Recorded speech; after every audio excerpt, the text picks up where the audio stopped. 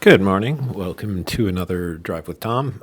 We are back at Supercharged for the three-race championship series that's being held in November. This is heat one of night one of three. So off we go.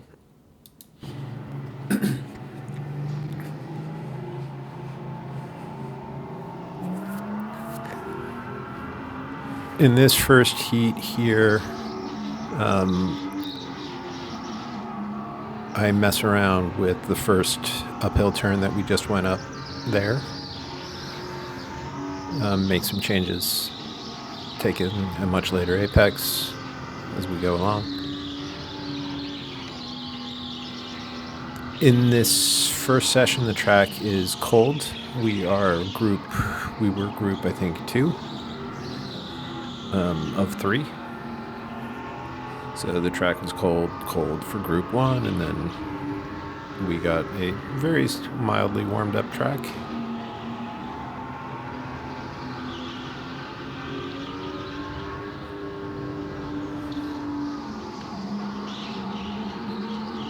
I'll give this gentleman a little help up the hill.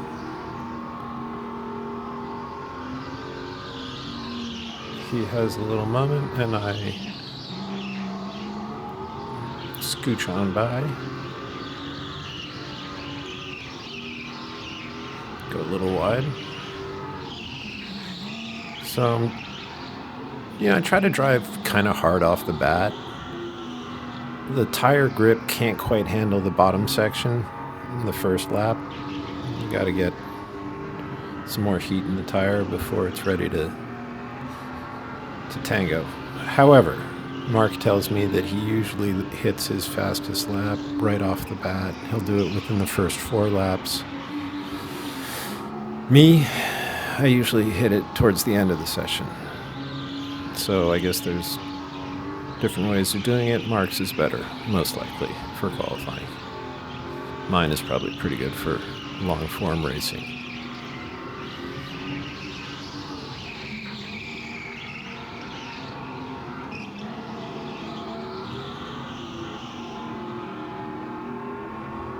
So we are in kind of mixed skill groups this time instead of being in divisions. I'll explain in a second. Let's see what happens here.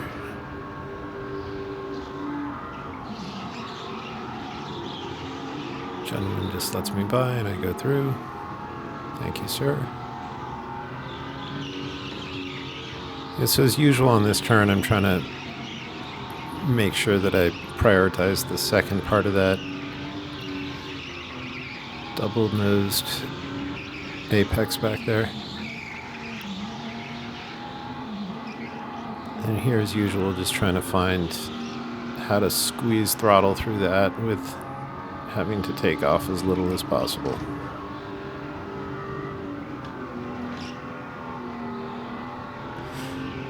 I still hit the wall pretty frequently on that one turn back there.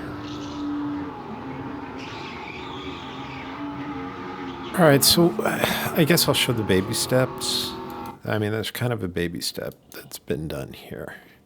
So what I've been struggling with, I think most at Supercharged, is understanding what the hell are you supposed to do with these gigantic turns that just keep going forever. So there's, each track, the red and the blue track, have this crazy uphill spiral thingy that you have to negotiate. And, you can take these things a bunch of different ways. And my instinct had been sort of to run tighter lines up the center of them, shortening the track. Because the karts don't really have, tons and tons of power. That seemed to work pretty good. But I'm frustratingly off a little bit from where I think I should be in terms of time. So there's obviously places where work is needed, and this, I think, is one of them. So what I'm starting to do here, so over time, I've started to hold the entrance later and later and later and later and later. So what I'm trying to do here is apex later and later and later. But I'm not there yet. But instead of bringing the cart down inside, hugging this wall and just jamming it uphill, you can see I'm starting to try to delay getting down there. So, and the reason being is it just seems to create a nice straight line up to the next turn. So it feels like it's a good release. Anyway, that'll evolve, and in the second heat, I'll be doing that sort of as the standard.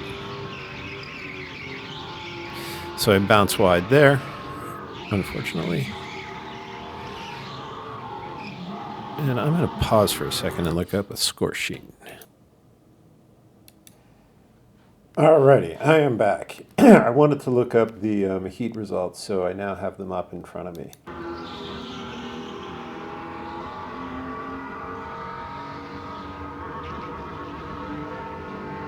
That was a narrower line than usual through there. Why am I so... Okay, let's see what happens here. Cross back over. Oh, I see. I just don't... For whatever reason, I came out of that other turn.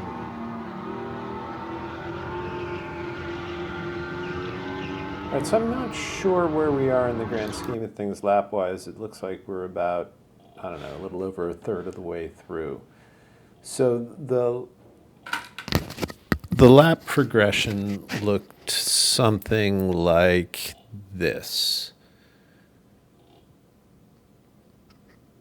High 45s.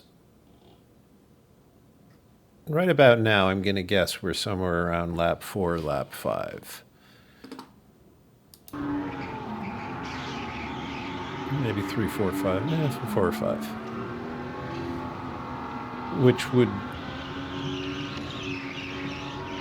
mean that we're like running 45.8 or 45.6. And then starting in lap 7, things start to speed up.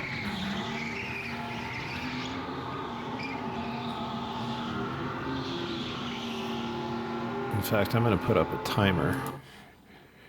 And I'm going to put up a manual clock timer here. I don't know if I can show it to you, unfortunately, but I can certainly read off times as they go along. So let's time this next lap. Reset. All right, we're approaching the start finish. The start finish is right here. Bang. And they're off. Turn 1. Zoom. Okay, there it is. Turn 2. Zoom. That was a good turn 2. Did what I wanted to do. Turn 3 is okay. Turn 4 is a little narrow and a little wide there, which isn't good. Which sends me wide here. Changes my line down here. And my line through here. But ultimately works out pretty well. Unusual sort of turn under power there, but it worked. Across the finish line, and shit. I blew it. I pressed the wrong button. So let's go back and record. Alright, so now we're going to do it again. My apologies. Alright, 1, 2, 3. Off we go.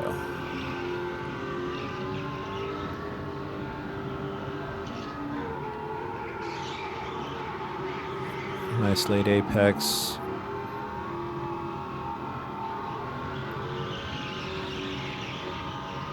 Yeah, this is the narrow entry and the wide exit, which causes me to be too narrow there, too wide there, and bringing it back down. But the back end kicks out wide, and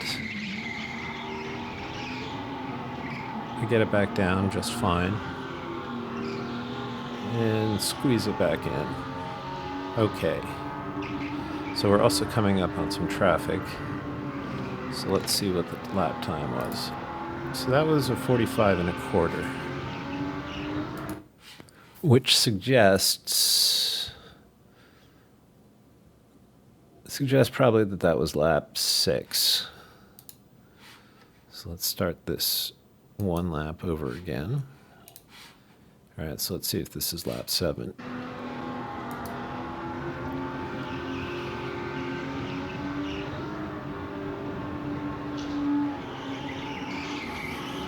Less late of an apex there.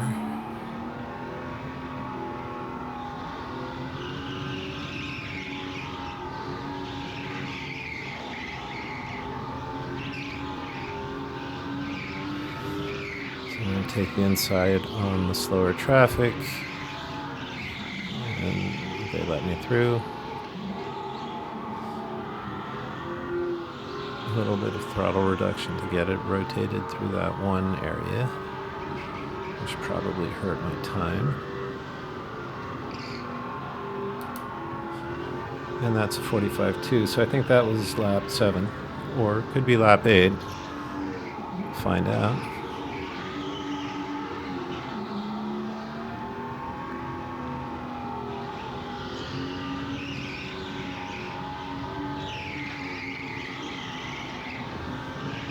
Pretty good run through there. Better, much better in that section. I kissed the wall a little, but I don't know if that hurt me much. Good run through there, nice power. Drop the power a little bit earlier before I go through, so that might actually help. No wall kiss. And again, another 45.2. So that was probably lap 8, and now we're in lap 9.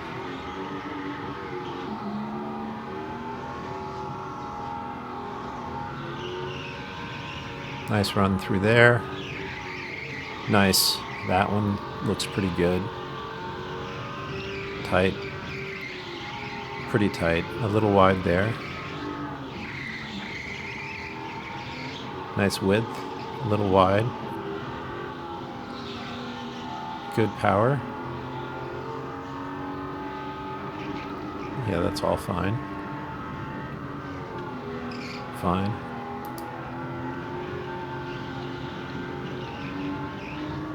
I'm not sure what that time was because it looks like we did not get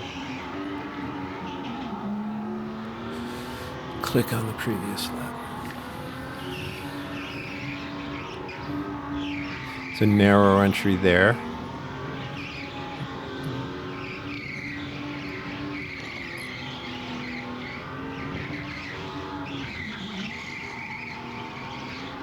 Good width again. Good throttle through there. Should be a nice quick run, I think.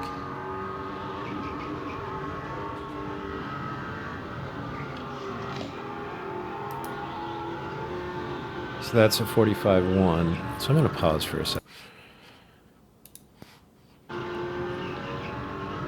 All right. So that would have been a 45.1.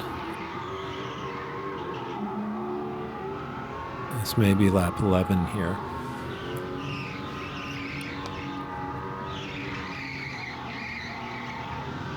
Cautious through there, but decent. Pretty good. I'd like to clean this exit down the ramp up.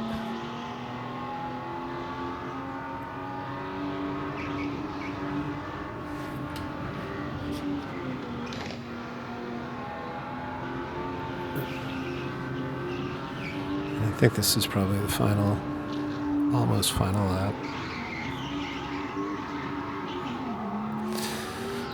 So the lap time progression was, high 45.8, 45.6, 45.2, 45.2, 45.1, 45.0, 45.1, 45.1, and then 44.9. So I got progressively faster. And I think it's largely attributable to messing around in the second turn, the turn up the hill, where I pretty dramatically made the apex later. So here,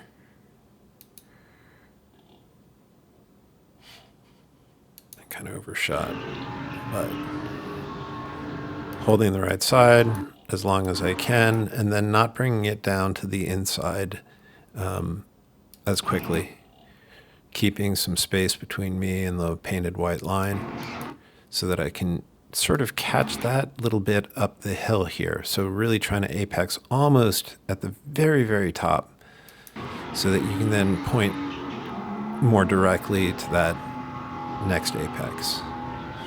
And that seemed to be something that helped a lot in terms of sort of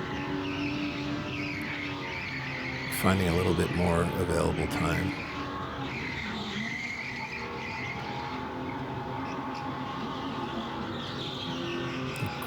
Nice run.